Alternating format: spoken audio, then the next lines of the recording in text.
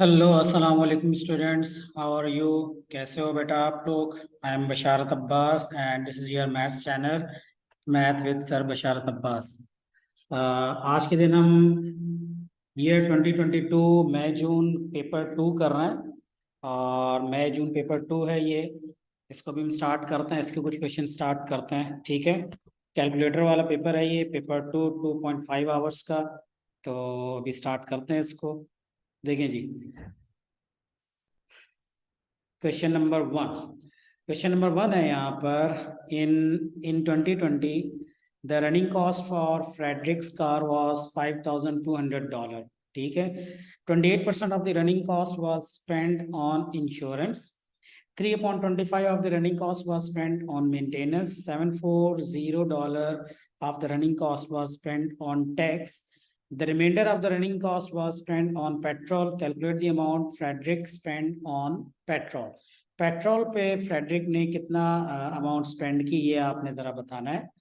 तो इसको अब हम किस तरह से सॉल्व करेंगे? देखिए, इसको हम इस तरह से करते हैं कि सबसे पहले इधर आप ये देखो कि पेट्रोल के ऊपर जो running cost for Frederick car की रनिंग कॉस्ट है $5,200।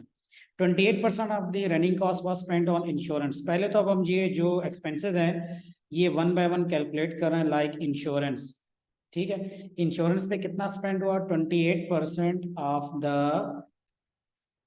5,200। 28% का मतलब 28 अपॉन 100 इंटू 5200। 0000 से कैंसिल हो जाएगा। 28 इंटू 52, 28 इंटू 52 क्या हो जाएगा? 28 into 52, let me calculate. 28 into 52, this is equal to 1456, ठीक है। तो ये अमाउंट आ जाती है इसकी इंश्योरेंस की कॉस्ट, ठीक है। सेकेंड है हमारे पास 3 upon 25 of the running cost was spend on maintenance. तो पहले हम मेंटेनेंस का देखो। 3 upon 25 of 5,200, right. Now 3 upon 25 of the running cost was spend on maintenance. Maintenance पे इतना लगता है, ठीक है ना। तो रनिंग कॉस्ट कितनी है? 5,200। तो 3 upon 25 ऑफ 5,200, इसको कैलकुलेट करेंगे। कैलकुलेटर में वैल्यूज पुट करें। 5,200 multiply by 3 divided by 25, this is equal to $624, right. ये हो गई आपके पास कौन सी कॉस्ट थी? It's maintenance, right. Maintenance cost आ गई आपकी ये। देन आफ्टर इट नेक्स्ट हमारे पास $740 of the running cost was spend on tax. Tax इनका हमारे पास $740। क्लियर हो गया जी। अब क्वेश्चन है यहाँ पे कि the reminder of the running cost, reminder of the running cost, ठीक है ना, वह स्पेंड ऑन पेट्रोल। ये तीनों एक्सपेंसेस करने के बाद जो रिमाइंडर बचेगा वो पेट्रोल की कॉस्ट होगी। तो पेट्रोल कॉस्ट कैसे आएगी आपके पास? Running cost is 5,200 minus insurance cost, which is 1,456, minus this one maintenance cost 624, and minus tax, which is 740. This is the tax amount, right? This is maintenance, this is insurance. So इस amount को आप subtract कर दो। 5,200 minus 1,456 minus 624 minus 740. This is equal to $2,380. $2,380, right? This is the amount Frederick will spend on petrol. Let me check. Answer key is here. 2,380. And our answer, yes, ठीक है, our answer is correct, $2,380. Please take a screenshot, ठीक है। Okay, ना $2,380 spend होंगे इनके petrol cost. Now, second part is in 2021, the tax increased by 1.5%. Calculate the tax in 2021. Now, 2021 में tax increase हो गया 1.5%। तो 2020 में कितना था टैक्स? 2020 में टैक्स था $740। 2020 में टैक्स ऑलरेडी गिवन था क्वेश्चन में $740, राइट। तो आपने 740 ये 2020 का था, 2021 में इस पे इंक्रीज हो गया 1.5। तो हम इसको यूं लिखते हैं कि 740 है, ठीक है ना। 740 was a tax in year 2020 and इसको हम सपोज कर लेते हैं ये हमारे पास 100% और 2021 में 1.5% इंक्रीज हो गया, तो ये हो जाएगा 101.5%। तो अब हम इसको कैसे कैलकुलेट करेंगे 101.5%? देखिए ये अब हमारे पास हो जाएगा, वी डोंट नो कि कितना बनता है, लेट्स सपोज ये x है। दोबारा देखो 740 अगर हमारे पास हो डॉलर, तो इसको हमने 2020 में, ये था टैक्स हमारे पास ईयर 2020 में, and this is the tax in year 2021। Year 2021 में हमें टैक्स नहीं पता कितना है, बट वी नो कि वो 1.5% इंक्रीज हो गया। तो इंक्रीज का मतलब है परसेंटेज में इंक्रीज हो गया है। तो आप 2020 की परसेंट में आप 1.5 ऐड कर दें तो ये बन जाएगा 101.5, ठीक है ना। तो ये यहाँ पे आपने लगा दिया, इसकी कॉस्ट क्या होगी x डॉलर्स। अब आप क्रॉस मल्टीप्लाई करेंगे, ठीक है। 740 into 101, so 740 into 101.5 is equal to x into 100। I hope कि ये मेथड आपको पता होगा। बेसिकली इंक्रीज हो रहा है ना 740, जब परसेंटेज इंक्रीज होगी तो अमाउंट भी इंक्रीज होगा। तो जब दोनों चीजें कॉरस्पॉन्डिंगली इंक्रीज होती है तो इसको हम कहते हैं कि ये डायरेक्टली प्रोपोर्शनल है। और डायरेक्टली प्रोपोर्शनल में इस तरह करके क्रॉस में चीजें मल्टीप्लाई होती हैं। अगर ये इन्वर्सली प्रोपोर्शनल होता तो फिर ये आमने सामने इस तरह करके, ठीक है ना, ये फिर इस तरह करके आमने सामने हम इसको मल्टीप्लाई करते हैं। लेकिन अभी इस केस के अंदर ये डायरेक्टली प्रोपोर्शनल है, तो हमें इसको क्रॉस मल्टीप्लाई करना है। इसको कैलकुलेट कर लें आप, 740 इंटू 101.5 अपॉन 100, इसको कैलकुलेट करके देख लें क्या आंसर आता है। 740 into 101.5, this is 75, okay, this is $751.1, ठीक है ना। तो $751.1 हो गया 2021 में। And he said that calculate the tax increase, कितना इंक्रीज हुआ, कैलकुलेट द टैक्स इन 2021। अच्छा, टैक्स इन 2021 होगा $751.1, दिस इज द आंसर, $751.1, ठीक है। ये आ जाएगा आपके पास 2021 में। चेक कर लेते हैं इसका आंसर भी हम, ठीक है, आंसर इज करेक्ट। इसका भी स्क्रीनशॉट ले लो, इसको वीडियो पॉज करके इसको भी कॉपी कर लें आप, ठीक है, हो गया। Now next B part. In January, the cost of petrol is $2.20 per liter, right? Find the cost of 38.7 liters of petrol. बहुत सिंपल है। 1 लीटर पेट्रोल की कॉस्ट है 2.20 पर लीटर, यानी 1 लीटर 2.20 का है, तो 38.7 लीटर कितने की इक्वल होगा? मल्टीप्लाई कर दें 2.20 into 38.7, so 2.20 into 38.7, 2.20 into 38.7, this is equal to $85.14, right? Simple, 85.14, right? Correct. Take the screenshot. Now next part. The average amount of petrol Frederick's car uses in is 7 liters per 100 kilometers. 7 liters per 100 kilometers. In January, he spent $215.6 on petrol. तो calculate the number of kilometers he drive in January. अच्छा, petrol 215.6 litre इन्होंने spend किया है Frederick ने, but हमें ये नहीं पता कि इतनी अमाउंट में $215.6 में कितना लीटर आता है, ठीक है ना। तो फिर हम बताएंगे कि किलोमीटर्स में कितना आता है, ठीक है। देखो, एक तो होती है प्राइस, एक है प्राइस, फिर एक चीज होती है number of litres of petrol, number of litres of petrol, और थर्ड है कि distance it covers in kilometres, ठीक है। तो हमारे पास प्राइस ऑफ पेट्रोल गिवन है, number of litres of petrol 7 litres अगर हो तो 7 लीटर्स पे कार विल मूव 100 किलोमीटर्स, ठीक है। तो अब $215.6 में कितने लीटर पेट्रोल आता है, पहले तो ये आपने कैलकुलेट करना है। सो $215.6 में 1 litre petrol cost is this one $2.20 per liter. So 2.20 divide कर दें 2.20 से. So here it is 215.6 divided by 2.298 litres. ठीक है जी. तो ये अमाउंट आ रहा है 98 लीटर्स. 98 लीटर्स अगर पेट्रोल हो तो उसके ऊपर अब आपने कैलकुलेट करना. Mean 7 litre is equal to 100 kilometre. तो $215.6 से 98 लीटर पेट्रोल आ रहा है. वो कितने किलोमीटर चलेगी? x. अब आप इसको अगेन क्रॉस मल्टीप्लाई कर लें. 7x is equal to 9800 and calculate it. So x कितना आएगा यहाँ पर?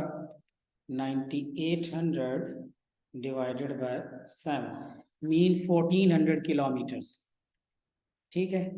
You don't need to put here this x. ठीक है. 1400 kilometres. Clear? Take the screenshot. It's correct one. Next. Now in February the cost of petrol increases to $2.24 per liter. Cost of petrol increases to 2.24. अब ये increase होगी $2.24 होगी. पहले थी it was in 2020 it was 2.20, but now cost of petrol increases to 2.24 liter, right? Per liter. Calculate the percentage increase in the cost of petrol from Jan to February. कितने percent होता है ये? देखो 2.20, let's suppose 2.20 is 100%. ठीक है ना. तो 2.24 कितने परसेंट होगा? x. नाउ इसको अब आप अगेन सॉल्व कर लेंगे इसको. सो 2.20 if 2.20 और 2.24 नहीं, इसको सॉरी इसको यूं नहीं करना. एक मिनट.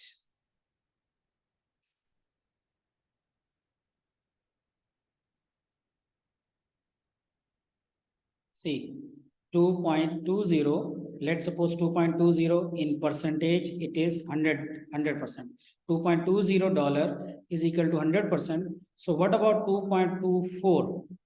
How many liters? ठीक है. तो ये यहाँ पे आ जाएगा आपके पास. क्रॉस में इसको मल्टीप्लाई करें. 2.2 into x is equal to 2.24 into 100.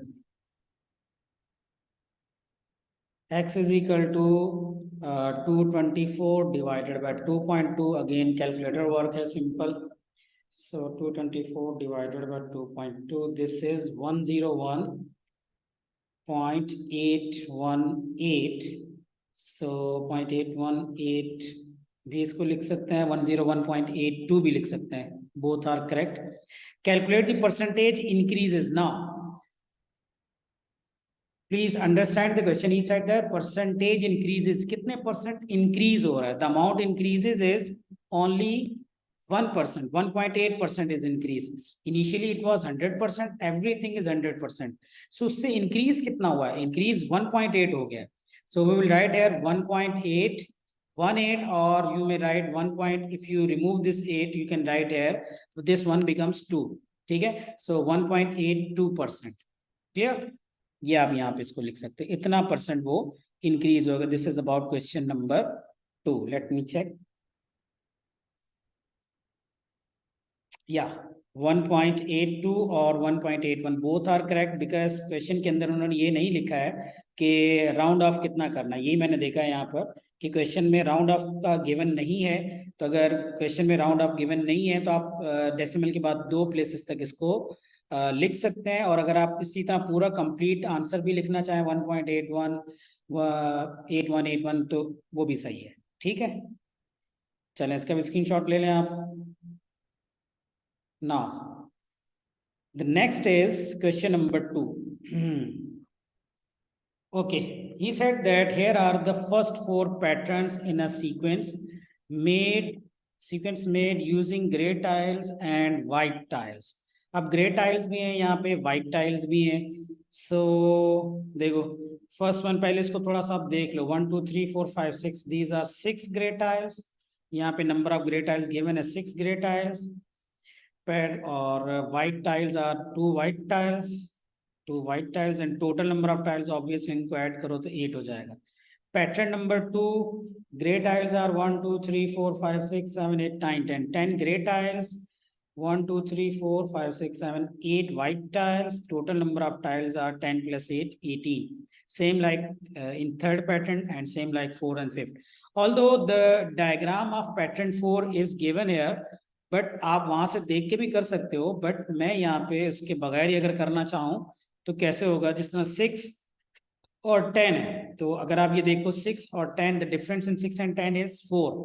10 and 14 में क्या जो पैटर्न चल रहा है 4 का इंक्रीज हो रहा है. 6 प्लस 4 10, 10 प्लस 4 14. सो 14 प्लस 4 कितना हो जाता है? 14 plus 4 it is 18. 18 plus 4 it is 22. Clear? Similarly number of white tiles को अगर आप देखो तो ये आ रहा है आपके पास 2, और 2 और 8 के दरम्यान अगर आप डिफरेंस देखो तो ये है 6 का. 8 और 18 के दरम्यान डिफरेंस है ये हमारे पास 10 का. ठीक है, और 6 प्लस 4 10. अब नेक्स्ट वाला क्या होगा, देखो ये 6 और 10 ये वाली चीज आ रही है ऊपर, नंबर ऑफ ग्रे टाइल्स थी ना, तो 6 ये देखो ये इसके साथ मैच हो रहा है, ये 6 ये 10 इधर आ रहा है, तो 14 इधर आएगा. तो 18 प्लस 14 कितना हो जाएगा? 18 प्लस 14 हो जाएगा हमारे पास 19, 20, 32. ठीक है, सो ये 32 हो जाएगा. फिर 32 में 14 ऐड करेंगे तो ये हो जाएगा 32, 36, 46. ठीक है, लेट मी चेक. 6 और 8 में 2 और 8 से 6 हुआ, फिर 8 और 10 में 18 हुआ. 10 का डिफरेंस है, ये वाला नंबर है. फिर 14 का डिफरेंस होगा 18 प्लस 4 19, 20, 20, 32. फिर 32 में आपने 14 ऐड कर देना है तो 46 हो जाएगा. ठीक है, अच्छा ना number total number of tiles आप, अच्छा इसमें ये भी कर सकते हैं पैटर्न नंबर 4. पैटर्न नंबर 4 यहाँ पे गिवन है, आप यहाँ पे काउंट कर लो ग्रे टाइल्स 1, 2, 3, 4, 5, 6, 7, 8, 9, 10, 11, 12, 13, 14, 15, 16, 17, 18. 18 ग्रे टाइल्स हैं, ये आपने सही लिखा है. और वाइट टाइल्स भी आप काउंट कर लोगे, ये आपके पास 1, 2, 3, 4, 5, 6, 7, 8, 9, 10, 11, 12, 16. एक साइड पे 16 है, दूसरी साइड पे भी 16 ही होगी, तो 16 प्लस 16 32. बिल्कुल ठीक किया आपने. ठीक है, ये आप एग्जाम में मैं आपको थिंकिंग स्किल्स बता रहा हूँ कि किस तरह से आप कर सकते हो. जिस तरह मैं भी कर रहा हूँ तो मैं साथ में सोच रहा हूँ कि मैंने सही किया है या गलत किया है. तो मैंने पैटर्न नंबर 4 की डायग्राम बनी है, मैंने उसको चेक कर लिया. इसका मतलब है कि मैंने जो पैटर्न नंबर 5 बनाया होगा वो भी बिल्कुल सही होगा. ठीक है ना, टोटल नंबर ऑफ टाइल्स क्या है? 18 प्लस 32, 40 प्लस ये होगा 50. This is 40, 50, 60, no 68, 68, yes, this is 68. ठीक है, now this is all about part number A. Let me check. 18, 22, 32, 50, 50 and 72. 22, 32, 46, 32 and 32, 18, 32 and 50. अच्छा ठीक है, 22, 50 and 72. Yes, it's right. ठीक है, 22, 46 and 68. 68 यहाँ पे नजर नहीं आ रहा. Give me a minute. 18, 32 and 50. 18, 32 and 50. ठीक है, 18 है और इसमें 4 का डिफरेंस था ना. 6 प्लस 4 10, 10 प्लस 4 14, 14 प्लस 4 18, 18 प्लस 4 19, 20, 22. ठीक है, 32, 32 के बाद फिर आपने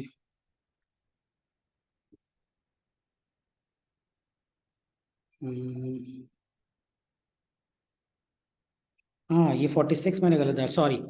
ये 14, अब देखो मैं बता रहा हूँ यहाँ पे मिस्टेक होगी छोटी सी एक. देखो यहाँ पर इसको मैं रब करता हूँ. हाँ देखो यहाँ पे देखें 2 और 8 में डिफरेंस था आपके पास 6 का, वो ऊपर नंबर था. फिर 8 और 10 में डिफरेंस था, 8 और 18 में डिफरेंस था 10 का, ये भी ऊपर नंबर लिखा था. फिर 18 और 32 के दरमियान डिफरेंस था 14 का, ये ऊपर था. अब 32 से आगे जो नंबर होगा उसमें डिफरेंस होगा 18 का, सॉरी तो जिस तरह ये इधर आया ना, ये इधर आना था, सो 32 + 18 हो जाएगा 50। आई एम सॉरी, ये मैं इधर लिखना से मिस्टेक होगी। एरो मैंने बनाया हुआ 6 और 6, 10 और 18, 14 और 32, तो ये एरो मैंने बनाया हुआ, लेकिन फिर मैं भूल गया 12। तो 32 + 18 50 हो जाएगा। Now 50, 60, 70 and 72, right. 72, ठीक है ठीक है ठीक है। सो ये अब आपने यहाँ पे इसको थिंकिंग पैटर्न आपने एक बार फिर अपने आप वर्किंग भी आपने चेक कर लेनी है कि आपने सही किया है या गलत किया है, right. Is this clear? Okay now उसके बाद आगे आ जाए आप बी पार्ट में। Find an expression in terms of N for the number of grey tiles in pattern N. Okay जी, नंबर ऑफ ग्रे टाइल्स है पैटर्न एन के अंदर। ग्रे टाइल्स ये वाली हैं आपके पास सबसे ऊपर, ये ग्रे टाइल्स हैं, ठीक है। इन ग्रे टाइल्स की अगर हम बात करें,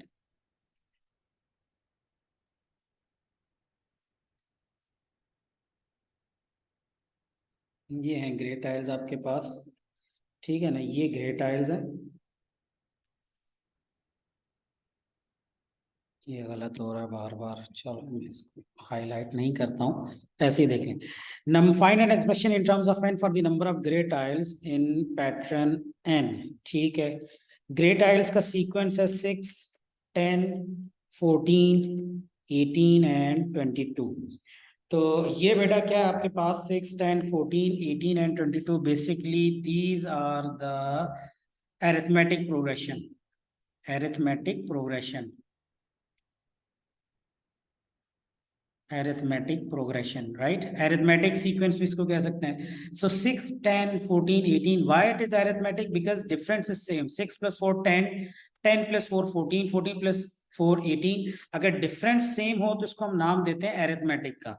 तो इसमें सबसे पहले तो आप लिखो ए। ए होता क्या है, ए मैं एक्सप्लेन कर दूं। ए होती है इनिशियल टर्म या फर्स्ट टर्म भी इसको कहते हैं हम। इसको मैं लिख देता हूं, a is equal to the first term. और फिर डी होता है difference. D is the difference. इसमें एंड्स टर्म फाइंड करने का जो मेथड है वो बहुत सिंपल है। Nth term can be written as nth term is equal to formula. अगर अरिथमेटिक प्रोग्रेशन है तो उसको उसकी एंड टर्म करना बहुत इजी होता है, क्योंकि इसके लिए एक फार्मूला होता है, a plus n minus one into d. एक फार्मूला है एंड्स टर्म फाइंड करने का, अगर अरिथमेटिक प्रोग्रेशन हो तो। इसके अलावा नहीं कोई भी फार्मूला, वो आपको खुद से लॉजिक लगा के निकालना पड़ता है। यहाँ पे ए मीन फर्स्ट टर्म क्या थी इस सीक्वेंस में, द फर्स्ट टर्म इज 6, तो यहाँ पे आप लगा दें ए की जगह 6 प्लस n-1, और डी की जगह लगा देंगे डिफरेंस। डिफरेंस कितना है, 10 - 6। डिफरेंस क्या है यहाँ पे, second term minus first term. So second term minus first term is 4, तो यहाँ पे डी की जगह लगा दोगे आप 4। सो अब आप इसको कैलकुलेट कर लें, मल्टीप्लाई हो रहा है। सो 6 + 4 मल्टीप्लाई हो रहा है इससे, देन इससे 6 + 4n - 4, तो ये हो जाएगा 4n, 6 - 2 becomes +2। So this is your answer, 4n + 2, this is the ends term, ठीक है ना। एंड्स टर्म का मतलब है कोई सी भी टर्म हम लगा दें। लेट सपोज अगर एंड्स टर्म 1 है तो n की जगह 1 लगा दें। अगर n की जगह 1 लगाएंगे तो क्या हो जाएगा, 4 1 = 4 + 2 6, वही फर्स्ट पैटर्न में 6 है। अगर n की जगह 2 लगा दें तो 4 2 = 8 + 2 10, वही आ जाएगा। n की जगह 3 लगा दें, 4 3 = 12 + 2 14, वही टर्म आ जाएगी। तो कोई ये फॉर्मूला है किसी भी टर्म का आपको फाइंड करना है, 6 7 8 कोई सी भी टर्म हो, तो आप इस मेथड से उसकी एंड वो number of grey tiles find कर सकते हैं, ठीक है। ये ओनली ग्रे टाइल्स के लिए था। क्लियर? इसका भी स्क्रीनशॉट ले लो आप, या इसको वीडियो पॉज करके कॉपी कर लें, ठीक है।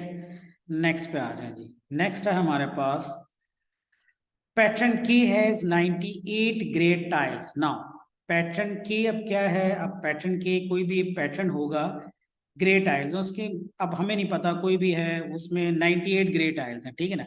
अब लेट सपोज वो कोई एक पैटर्न है 20वां 30वां, कोई सा भी एक नंबर ऑफ पैटर्न है, उसके अंदर नंबर ऑफ ग्रे टाइल्स हैं 98, ठीक है। तो मैं यहाँ पे लिखता हूँ, अब उसको n की जगह k का नाम यूज कोई भी अननोन टर्म है तो नॉर्मली हम n यूज करते हैं, लेकिन क्योंकि n एक जगह यूज हो गया है तब उन्होंने k यूज किया, तो फॉर्मूला बहरहाल वही है, kth term for grey tiles, अभी अभी ग्रे टाइल्स के लिए क्या आपने यूज किया है फॉर्मूला, इट इज 4n+2।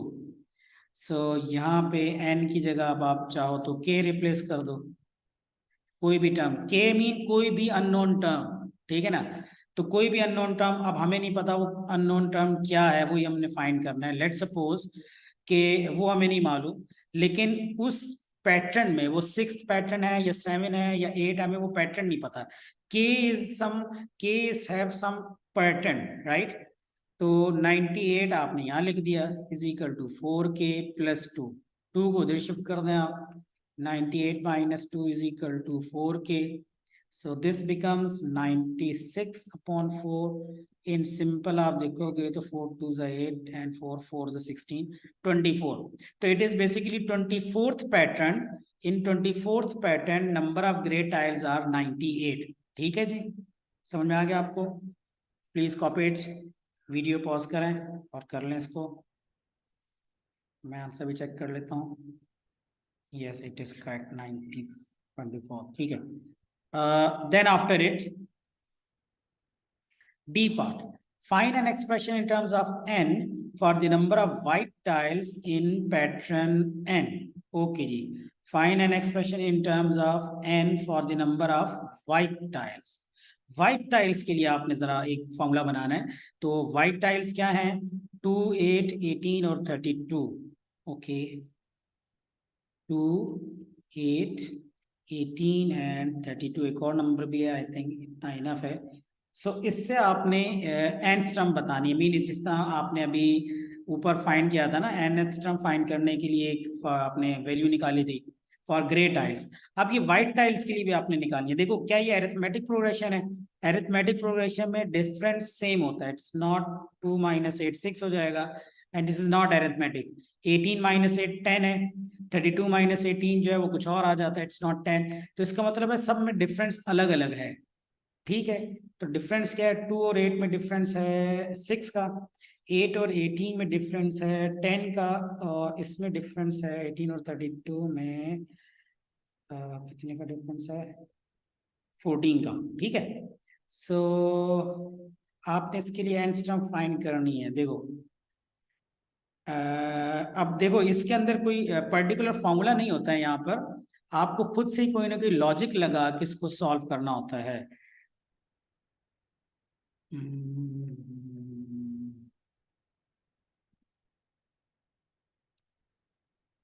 कोई इसके लिए पर्टिकुलर फॉर्मूला नहीं है, आप इसके लिए कोई लॉजिक लगाएं। देखो अगर मैं इसमें कुछ भी प्लस करूं, लेट सपोज ऊपर जो ग्रे टाइल्स है उसके लिए फॉर्मूला क्या था हमारे पास, इट वाज 4n+2। देखें जी, 4n+2 for the grey tiles, ठीक है।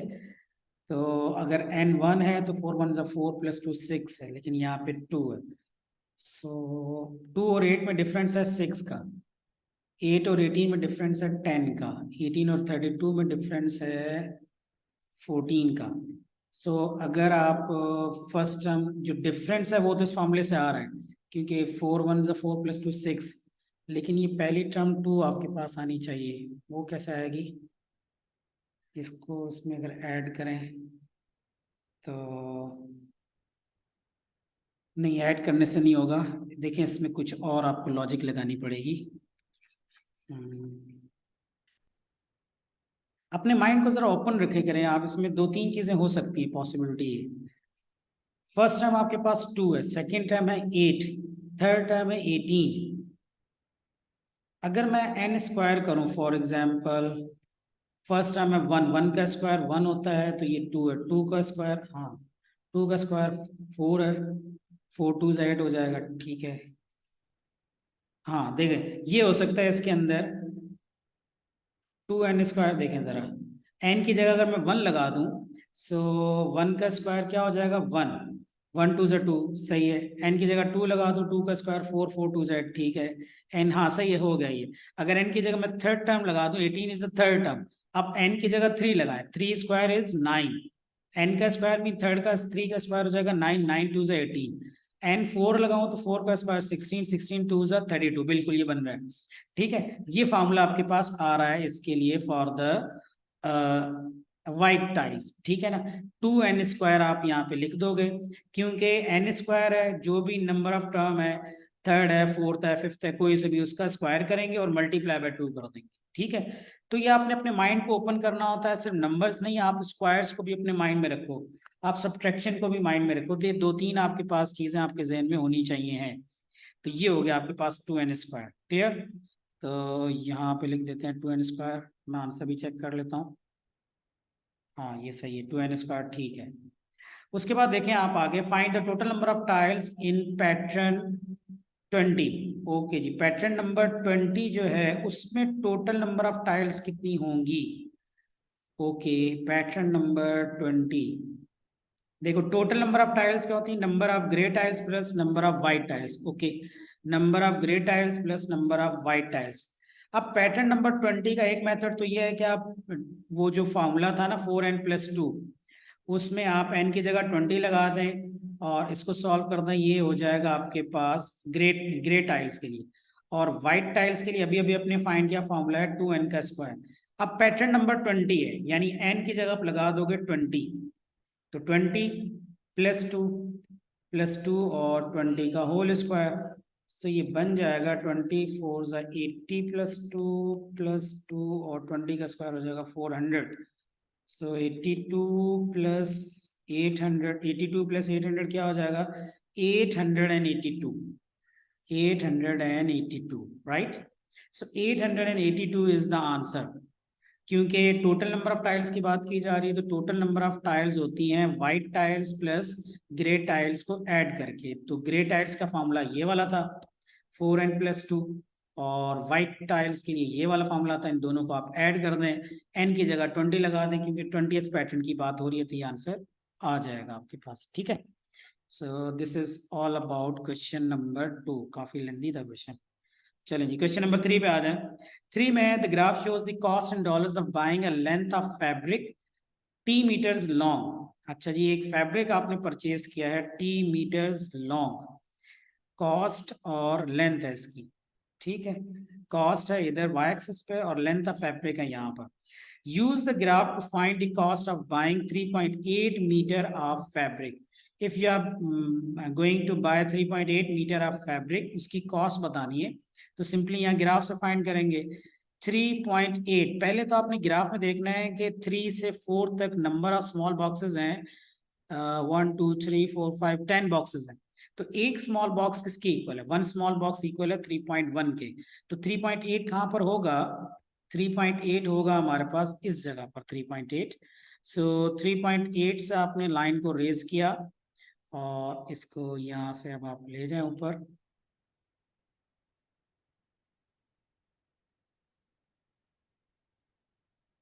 ये जैसे ही इसको टच करे,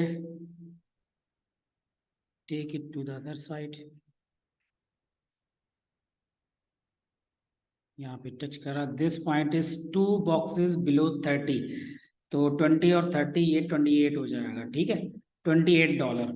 तो अगर 3.8 मीटर फैब्रिक है तो उसकी कॉस्ट आ रही है $28, right.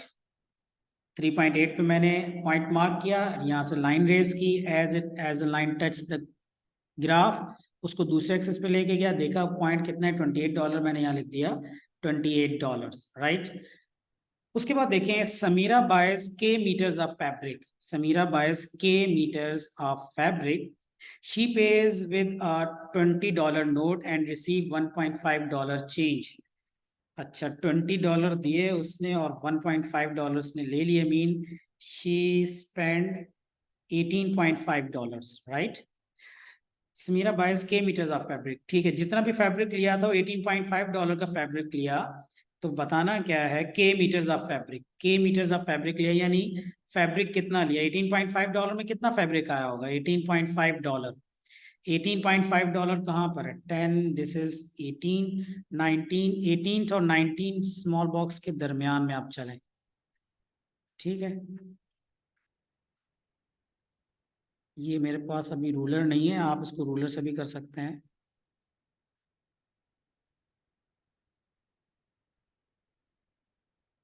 it is in between 2.1, 2.2, 2.3, 2.4 and 2.5.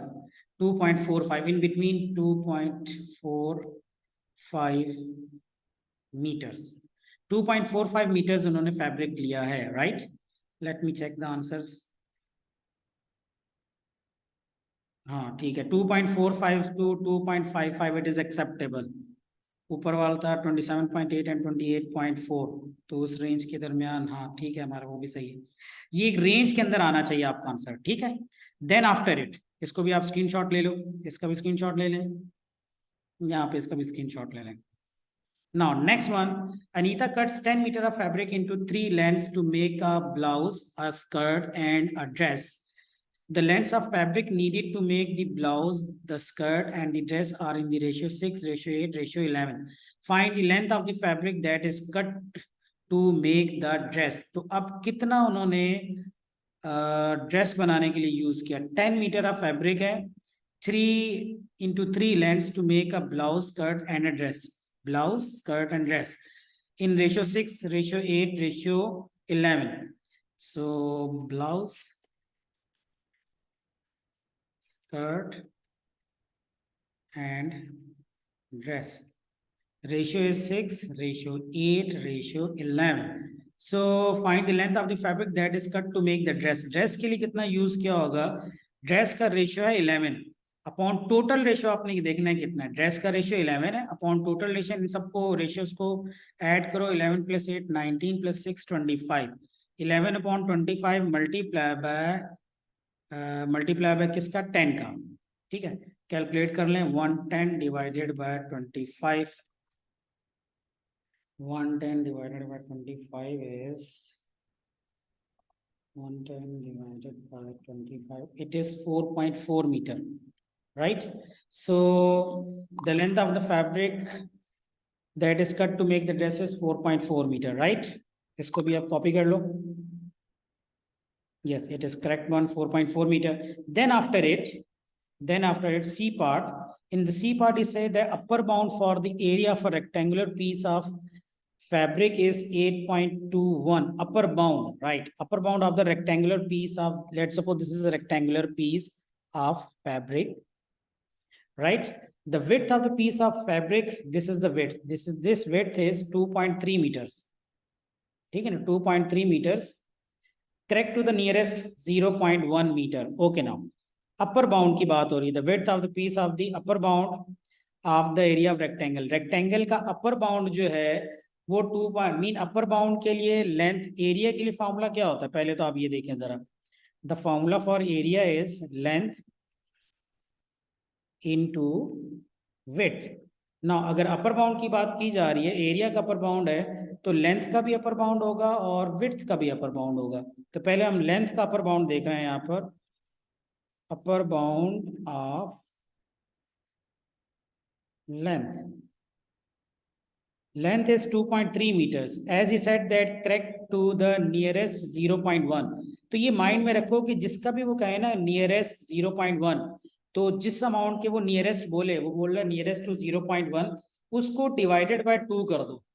ठीक है, तो 0. जिसके भी नियरेस्ट बोले उसको डिवाइडेड बाय 2 कर दो. यहाँ कह रहे हैं नियरेस्ट 0.1, तो 0.1 डिवाइडेड बाय 2 कर दो. It is equal to 0.05. इसको ऐड कर दोगे और सब्ट्रैक्ट कर दोगे तो ये आपके पास बन जाएगा. ऐड करने से अपर बाउंड बन जाता है और सब्ट्रैक्ट करने से ये लोअर बाउंड बन जाएगा. तो ये क्या बन जाएगा? 2.35 मीटर्स. तो हमें लोअर बाउंड नहीं चाहिए, अभी हमें अपर बाउंड चाहिए. अपर बाउंड ऑफ लेंथ है 2.35 मीटर और विड्थ इसकी कितनी है? लेंथ, ओके, लेंथ है डी मीटर्स. ये इसकी लेंथ है जी, लेंथ है डी मीटर्स. ठीक है, तो अपर बाउंड ऑफ लेंथ अब मैं यहाँ पे लिख रहा हूँ. अपर बाउंड ऑफ लेंथ, ये ऊपर लेंथ नहीं थी, ऊपर थी width. This was upper bound of width. ये अपर बाउंड ऑफ लेंथ है. अपर बाउंड ऑफ लेंथ है डी मीटर्स, तो ये भी करेक्ट टू 0.1 है, तो इसमें भी आप प्लस 0.05 लगा देंगे. डी प्लस 0.05 जो भी है उसमें 0.05 आपने ऐड कर देना, राइट? 0.05 मीटर उसमें ऐड कर देना. नाउ अपर बाउंड ऑफ ना एरिया के लिए मैंने आपको फॉर्मूला बताया था कि area is equal to length into width. तो एरिया के अगर अपर बाउंड की बात की जाएगी तो लेंथ का भी अपर बाउंड होगा और विड्थ का भी है। तो लेंथ का अपर बाउंड है 2.35 और विड्थ का अपर बाउंड है 2.35 और लेंथ का अपर बाउंड है d प्लस 0.05। ठीक है, ये एरिया कितना आ रहा है हमारे पास, it is equal to 8.8125, right ना। अब आप इसको कैलकुलेट कर लो, 2.35 इधर शिफ्ट कर दो, 8.8125 डिवाइडेड बाय 2.35, तो ये बनेगा d प्लस 0.05। तो ये हो जाएगा 8.8125, 8.8125 डिवाइडेड बाय 2.35, 3.75 आ जाता है। 3.75 माइनस 0.05, इसको 0.05 को उधर शिफ्ट कर दें, माइनस 3, तो ये हो जाएगा 3.75 माइनस 0.05, 3.5, राइट, 3.5 मीटर्स। सो हाँ ठीक है, 3.75 माइनस 0.05, 3.5 मीटर आ जाता है। इसको चेक कर लेते हैं, आंसर इज 3.7 है। ठीक है, ठीक है, 3.7 भी आपका 3.7 के राउंड अबाउट ठीक है, ये आंसर सही है आपका। इसके लगभग में इस आंसर आपका सही आ जा सकता है, ठीक है ना। सो 3.5 है, it is part number C. ठीक है, question was find the value of D. ठीक है, सही है ये। सो 3.5 मीटर्स आपके पास ये आ जाएगा यहाँ तक। तो अगर अभी तक भी किसी को कोई इश्यू है तो फिर मुझे बता दीजिएगा, मैं इसको फर्दर एक्सप्लेन कर दूंगा। आई थिंक अभी वीडियो काफ़ी लंबी हो रही है, तो नेक्स्ट क्लास में हम नेक्स्ट वाला क्वेश्चन स्टार्ट करेंगे, ठीक है। अंटिल दैट टाइम, अल्लाह हाफिज़, गुड बाय।